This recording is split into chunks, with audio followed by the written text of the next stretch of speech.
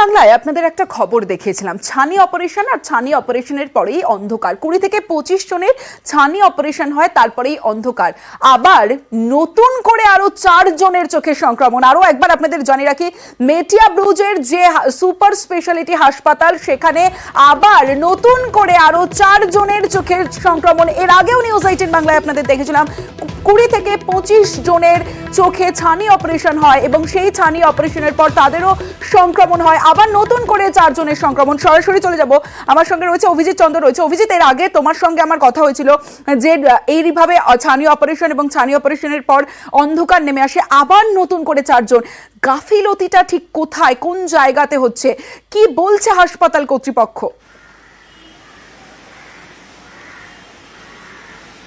তমশ্রী, যেটা প্রথমেই বলে রাখি, মূলত প্রথম দিন আমরা এই কলকাতা মেডিকেল কলেজে যে খবর করেছিলাম তাতে দেখিয়েছিলাম যে 28শে জুন এবং 29শে জুন অর্থাৎ শুক্রবার এবং শনিবার গত সপ্তাহে সেই দুদিন যাদের অস্ত্রোপচার হয়েছিল তাদের বড় অংশটাই এই সংক্রমণে আক্রান্ত হয়েছিল, সংক্রামিত হয়েছিল তাদের চোখ।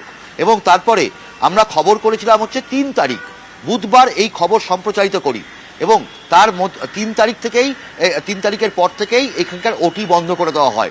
এর মাঝখানে গত সোমবার দিন অর্থাৎ 1 জুলাই চিকিৎসক দিবস ছিল। সেই 1 জুলাই যাদের এই চোখের ছানি অপারেশন হয়েছিল তাদের মধ্যেও আজকে গতকাল গভীর রাতে এবং আজকে মোট 4 জন নতুন করে সংক্রমণের তাদের হয়েছে এবং সেই 4 জনকেও এই কলকাতা মেডিকেল কলেজ হাসপাতালের রিজিওনাল ইনস্টিটিউট অফ অপথলমোলজি অর্থাৎ RIO-তে নিয়ে আসা হয়েছে। তাদের ক্ষেত্রেও একই রকম সমস্যা, চোখে মারাত্মক যন্ত্রণা, তার সঙ্গে চোখে কিছু দেখতে না পাওয়া এবং একই সমস্যা নিয়ে তাদেরকে নিয়ে আসা হয়েছে। চিকিৎসকদের প্রাথমিক অনুমান অর্থাৎ কলকাতা মেডিকেল কলেজের চিকিৎসকদের প্রাথমিক অনুমান যে এই 4 জনের ক্ষেত্রেও একই রকম সংক্রমণ হয়েছে, অর্থাৎ ওষুধ থেকে এবং অপারেশন থিয়েটারে ইনফেকশন ছিল, অপারেশন থিয়েটার এবং ওষুধ থেকেই এই সংক্রমণ ছড়িয়ে পড়েছে। এবং এখনো পর্যন্ত যেটা জানা গেছে যে আগামী সোমবার দিন এখানে যারা ভর্তি রয়েছেন, অর্থাৎ এখনো পর্যন্ত মোট 20 জন ভর্তি রয়েছেন, তাদের মধ্যে বেশ কয়েকজনের আবার নতুন করে এই মেডিকেল কলেজ হাসপাতালে এখানে অস্ত্রোপচার হবে। তমশ্রী, বেশ অভিজিৎ, অর্থাৎ যাদের নতুন করে সংক্রমণ হয়েছে তাদের পরিজনরা রীতিমতো আতঙ্কিত, কারণ তারা তাদের চোখ আবার পুরনো অবস্থায় ফিরে পাবেন তো, এই শঙ্কায় রয়েছেন তারা। 1 তারিখে অপারেশন হবার পরে ওনাকে আমরা জিজ্ঞাসা করলাম যে তোমার অসুবিধা কি আছে, বলছে আমার এখানে জ্বালা করছে, চোখ অতিরিক্ত লাল হয়ে গেছে, যার কারণে আবার নিয়ে গেছি। বলছে আমাদের এখানে হবে না, আমরা তোমার মেডিকেলে আমরা ট্রান্সফার করব, যেখানে আমাদের হচ্ছে না। চোখটা পুরোই আমাদের বাদ করে দিয়ে দিবে। আমাদের তো মনে হচ্ছে ও চোখ আর ফিরে আসবে না। অপারেশন হওয়ার পরে বৃহস্পতিবার ছুটি দেয়, সোমবারে আবার ডাকে না দিয়ে নিত, ডাকার পরে বলতো ওই একই কেস যে চোখ ইনফেকশন হয়ে গেছে। তারপরে না দিলে আমাদের ডেট দিলে বলে শুক্রবারে আরেকবার চেক আপে নিয়ে আসবে, নিয়ে যাওয়ার পর থেকে আমাদের মেডিকেলে ট্রান্সফার করে। আমার ভাই 1600 ওষুধ কিনে দিয়ে। কেন হসপিটাল দিচ্ছে না? হসপিটাল দিচ্ছে না। এবার জেলা থেকে সরাসরি আপনাদের দেখাবো পুলিশের দাদাগিরির ছবি, কারণ সোনার দোকানে পুলিশের দাদাগিরি। সোনার দোকানের কর্মীর সঙ্গে রীতিমতো বচসা পুলিশ আধিকারিকের। যে সিসি ক্যামেরা ফুটেজ আপনাদের দেখাচ্ছি, যে সিসি ক্যামেরা ফুটেজ আপনারা দেখছেন, সোনার দোকানে রীতিমতো পুলিশের দাদাগিরি। সোনার দোকানে ঢুকে কর্মীর সঙ্গে বচসা, গ্রাহকদের সামনেই কর্মীকে মার পুলিশের। দেখুন সিসি ক্যামেরা ফুটেজ দেখাচ্ছি আপনাদের। রাজা রজক দোকানের কর্মী, যাকে মারধর করা হচ্ছে পুলিশ রতন পণ্ডিত ASI রিজার্ভ ব্যাটালিয়নের। আমার সঙ্গে মুক্তা রয়েছে, মুক্তার সঙ্গে কথা বলবো। মুক্তা, ঠিক কি হয়েছিল এইভাবে পুলিশ ঢুকে একজন গ্রাহকদের সামনে একজন সোনার দোকানের কর্মীকে এইভাবে মারধর করছেন?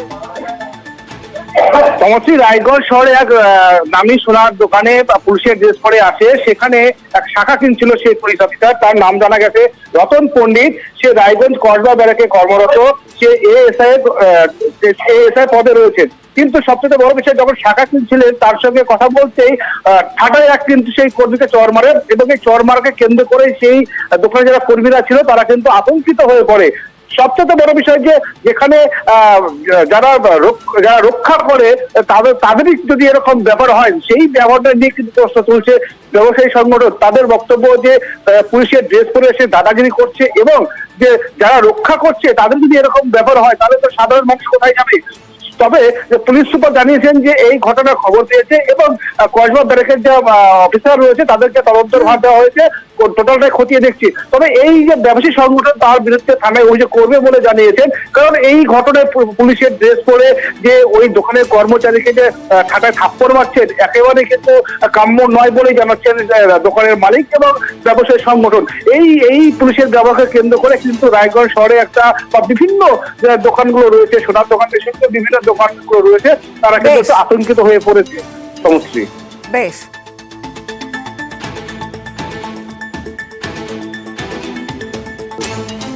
উনি একটা মানে জিনিস কেনার জন্য অ্যাডভান্স করে দিয়ে গেছিল ওনার বাড়ি থেকে কেউ একজন, তো উনি ওটা নিতে এসেছিল।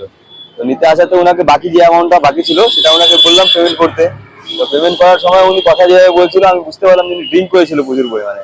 উনি বলছে তাহলে আমাকে এই টাকাটা ব্যাক করে যে 30,000 টাকা ব্যাক করো। আমি স্যার এটা তো এখন আপনি কিনেন নাই, আগে আপনি জিনিসটা কিনেন তারপরে ওটা ব্যাক হওয়ার প্রশ্নটা আসবে। এইটুকু কথা বলার পরে উনি কি চিন্তা করতে করতে হাতের মধ্যে টাকাটা নিয়ে মুখের মধ্যে খুব জোরে প্রহার করে দেয়, এভাবে বাড়ি মেরে দেয়।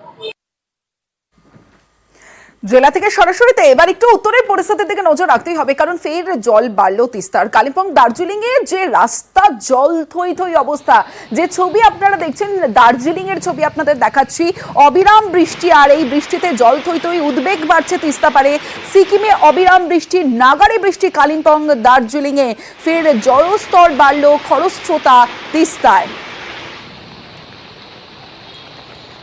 এবার একটু সিকিমের ছবি আপনাদের দেখাবো, অবিরাম বৃষ্টিতে ধস সিকিমে, যে ছবি আপনারা দেখছেন ধস সিকিমে, রংপো সিংতামের মাঝে ধস, পাহাড় থেকে পাথর গড়িয়ে পড়ছে জাতীয় সড়কে। দেখুন সেই ছবি দেখাচ্ছে, সিকিমের ছবি, ধসের কারণে ধীর গতিতে জাতীয় সড়কে যান চলাচল।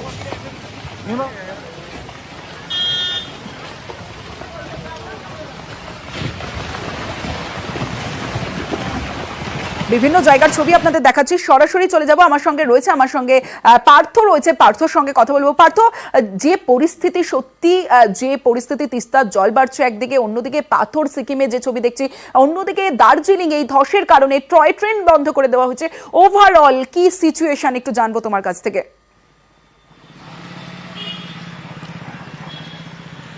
প্রথমে তোমার জানিয়ে রাখি যে টানা বৃষ্টিতে কিন্তু বিপর্যস্ত গোটা পাহাড়, আর পর্যটকদের জন্য অবশ্যই মন খারাপের খবর, যেহেতু শুকনা এবং মহানদীর স্টেশনের মাঝে একাধিক জায়গায় টয় ট্রেন ট্র্যাক, সেই ট্র্যাকে কিন্তু ধস নেমেছে। পাহাড় থেকে গড়িয়ে একদিকে যেমন বড় বড় পাথর পড়ছে, তেমনি মাটি ধসে গেছে টয় ট্রেন যে ট্র্যাক তার নিচে। স্বাভাবিকভাবে অনির্দিষ্টকালের জন্য কার্যত বন্ধ থাকছে এই এনজিপি এবং দার্জিলিংয়ের মধ্যে টয় ট্রেন পরিষেবা। তবে দার্জিলিং এবং ঘুমের মাঝে যে জয়রাইড আছে, সেই জয়রাইড অবশ্য স্বাভাবিক গতিতেই চলবে। কিন্তু বহু পর্যটক আসেন যারা শিলিগুড়ি থেকে এই চড়াই উতরাই পথ ধরে পাহাড়ে দার্জিলিংয়ে উঠতে চান এই টয় ট্রেনে চেপে, তাদের জন্য কিন্তু অবশ্যই এটা মন খারাপের খবর। পাশাপাশি পর্যটকদের জন্য আরও একটা মন খারাপের খবর হলো যে অতি পরিচিত যে দুটি ডেস্টিনেশন, একটি হলো রক গার্ডেন এবং আরেকটি হলো গঙ্গামায়া পার্ক। পর্যটকরা প্রায় সেখানে প্রতিদিনই কিন্তু প্রচুর পর্যটকের ভিড় যাবে। এই যে টানা বৃষ্টি, তার জন্য সেখানে যে ঝোড়াগুলি রয়েছে, সেই ঝোড়ার জল উপচে পড়ছে এবং তার ঝুঁকি এড়াতে পর্যটকদের সুরক্ষার কথা মাথায় রেখে জিটিএ আজ নির্দেশিকা জারি করেছে। আপাতত কিন্তু এই দুটি পার্ক অর্থাৎ গঙ্গামায়া পার্ক এবং রক গার্ডেন পুরোপুরি বন্ধ থাকবে। স্বাভাবিকভাবে পর্যটকদের মন খারাপের খবর এই টানা বৃষ্টির জেরে। অন্যদিকে বাংলা সিকিম লাইফলাইন যেমন বন্ধ তো বন্ধই রয়েছে, স্বাভাবিক হতে কিন্তু সময় লাগবে। বোঝা যাচ্ছে পার্থ, তোমার মাধ্যমে আমরা গোটা পাহাড়ের ছবিটা দেখলাম, অন্যদিকে কোচবিহারের ছবিটাও আপনাদের দেখাবো। কোচবিহার দেখুন, জলে ডুবেছে গোটা গ্রাম, যে ছবি আপনারা দেখছেন শোলাডাঙ্গার ছবি দেখাচ্ছি, গোটা গ্রাম জলের তলায়। কারণ যে ছবি বিভিন্ন জায়গা থেকে উঠে আসছে, উত্তরের পরিস্থিতি ভয়াবহ, ডুবেছে গোটা গ্রাম শোলাডাঙ্গায়, দুর্ভোগের দিন নামচা বাসিন্দাদের। দেখুন কি অবস্থা, কোচবিহারের ছবি আপনাদের দেখাচ্ছি। জল ডাইরেক্ট ঘরে ঢুকছে, ঘরে থাকতে পারতেছি না বিছনার মধ্যে। এখানে কি রাস্তা ভেঙে গেছে? এখন যে বাড়িতে যে বাজার ঘাটে যে যাবো রাস্তাটা, সেই রাস্তাও এখন ভেঙে গেছে। এই এলাকাটার নাম?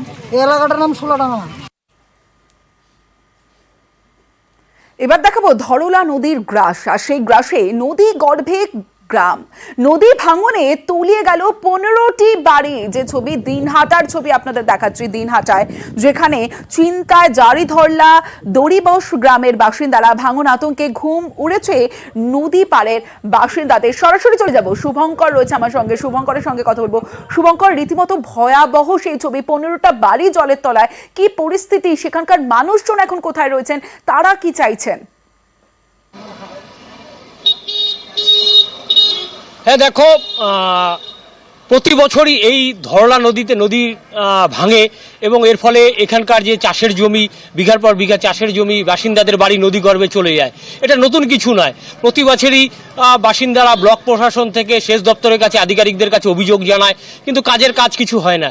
এবার নদী ভাঙতে শুরু করেছে। গত এক মাসে 50 বিঘার উপরে চাষের জমি নদী গর্ভে চলে গিয়েছে এবং গত 2 সপ্তাহে অন্তত 15টি বাড়ি নদী গর্ভে চলে গিয়েছে। বাসিন্দাদের আশঙ্কা, যেভাবে বৃষ্টি হচ্ছে উত্তরবঙ্গে এবং এর ফলে নদী ভাঙছে এবং এর কারণে যে কোনো সময় কিন্তু তাদের যে বাড়িগুলো আছে সেই বাড়িগুলোও কিন্তু নদী গর্ভে চলে যাবে। ফলে এই যে জারি ধরা, রীতিমতো আতঙ্কে তাদের ঘুম উড়েছে বলা চলে, কারণ ইতিমধ্যে গত 2 সপ্তাহে 15টি বাড়ি জলের তলায়। মোটামুটি এই নদী 10-12 দিন থেকে ভাঙতেছে। 10-12টা বাড়ি নদীর মধ্যে চলে গেছে। মোটামুটি মনে করো আর 10-12 দিন ভাঙলে মোটামুটি 20-25টা নদীতে যাবে, যেরকম ধাক্কা লাগতেছে। দুটো ঘর ভাসে গেছে, আমরা আস্তাদ বসে বসে আছি, পথে নেই আমার, আমরা আস্তাদ বসে বসে আছি। না, এখন তো যেভাবে বৃষ্টি হচ্ছে সারা মানে যেহেতু নদীগুলো প্রায় ডেঞ্জার লেভেলের নিচ দিয়ে বইছে, সেই জায়গায় আমাদের অনেক জায়গাতে আমাদের এখন মানে পাড় ভাঙন হচ্ছে আর কি। সেই জায়গা থেকে আমরা অনেকগুলো আমরা আমাদের ওয়াচে রাখছি। পুরোটা পারবো না, কিছু কিছু আমরা হয়তো এমার্জেন্সি পেয়েছি, কিছু হয়তো মানে প্যালিয়েটিভ টাইপের নেচারের কিছু আমরা করার চেষ্টা করছি। এবার আলিপুরদুয়ারের ছবিটা দেখাবো আপনাদের, কারণ উত্তরবঙ্গে টানা ভারী বৃষ্টি, আর এই উত্তরবঙ্গে টানা ভারী বৃষ্টিতে ফুঁসছে আলিপুরদুয়ারের একাধিক নদী, একাধিক জায়গা জলমগ্ন। আমাদের সঙ্গে রয়েছে আমাদের প্রতিনিধি, প্রতিনিধির সঙ্গে কথা বলবো। রাজকুমার রয়েছে আমার সঙ্গে, রাজকুমারের সঙ্গে কথা বলবো। তার আগে যে ছবি আপনারা দেখছেন আলিপুরদুয়ারের ছবি, উত্তরবঙ্গে টানা ভারী বৃষ্টি, ফুঁসছে একাধিক নদী। রাজকুমার, যে বিষয়টা তোমার কাছে জানতে চাইবো, যে একাধিক নদী ফুঁসছে, কি ব্যবস্থা নেওয়া হচ্ছে, সেচ দফতর কি বলছে? দেখো অবশ্যই এই মুহূর্তে কিন্তু সেচ দপ্তরের পক্ষ থেকে নজরদারি রাখা ছাড়া আর কোনো রকম কার্যত ব্যবস্থা নেওয়া হচ্ছে না। সেচ দপ্তরের আধিকারিকরা জানিয়েছেন যে আমরা সমস্ত নদীতে নজরদারি রাখছি এবং যে সব থেকে বেশি বাজে অবস্থা হচ্ছে আলিপুরদুয়ারের কালজানি, তোরসা এবং রায়ডা, এই 3 নদী কিন্তু কার্যত ভয় দেখাচ্ছে গোটা জেলাকে। বিভিন্ন এলাকায় এই নদীর পুল ছাপিয়ে কিন্তু প্রায় কয়েক হাজার যে বাড়িঘর যেগুলো অসংরক্ষিত এলাকায় রয়েছে সেগুলোতে জল ঢুকে গেছে। খারাপ অবস্থা আলিপুরদুয়ার পুরসভা এলাকারও। পুরসভার বিভিন্ন ওয়ার্ড কিন্তু জলমগ্ন টানা 2 দিন থেকে। পৌরসভার জল বের করা যাচ্ছে না, তার কারণ হচ্ছে কালজানি নদীর জল বেশি, সুইচ গেট খোলা যাচ্ছে না, ফলে বৃষ্টির জল কিন্তু আলিপুরদুয়ার পুরসভাতে আটকে পড়েছে। শুধু তাই নয়, রায়ডাক নদীর জল রায়ডাক চা বাগানে ঢুকে পড়েছে, ওইদিকে ফালাকাটার অবস্থা দুর্বিষহ এবং বাংরি নদীতে জল বাড়ার জন্য কিন্তু একাধিক জায়গা জলমগ্ন, চিন্তা বাড়াচ্ছে আলিপুরদুয়ার।